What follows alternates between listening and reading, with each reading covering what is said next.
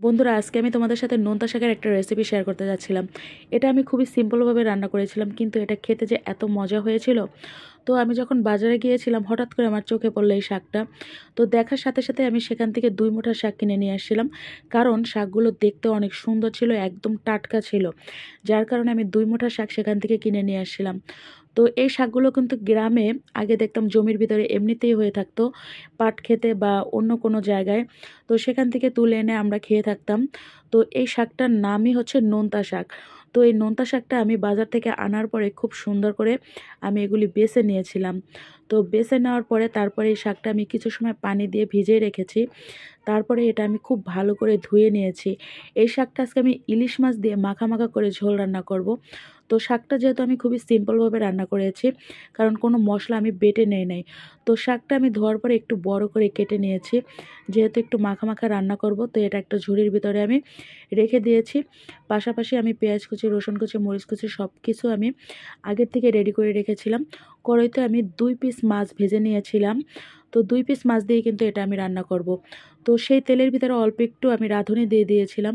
রাঁধুনিটা যখন একটু সুন্দর একটু ভাজা ভাজা হয়ে গিয়েছে, তার ভিতরে পেঁয়াজ কুচি, রসুন কুচি, মরিচ কুচি এবং পরিমাণ মতো লবণ, অল্প একটু হলুদের গুঁড়ো সব কিছু দিয়ে মাছসহ খুব ভালো করে আমি ভেজে নিয়েছি।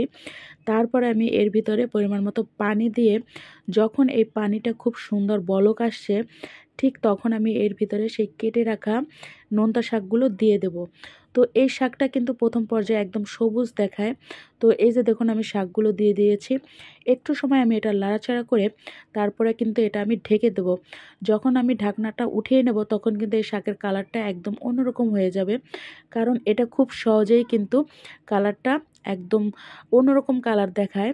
তো এটা আমি যখন ঢেকে দিয়েছিলাম, তখন দেখুন এই যে নিচের কালারটা অন্যরকম দেখা গিয়েছে। তো একটু লালচার করে আবারও যখন আমি ঢেকে দিয়েছিলাম, তখন এর কালারটা দেখুন অন্যরকম হয়ে গিয়েছে।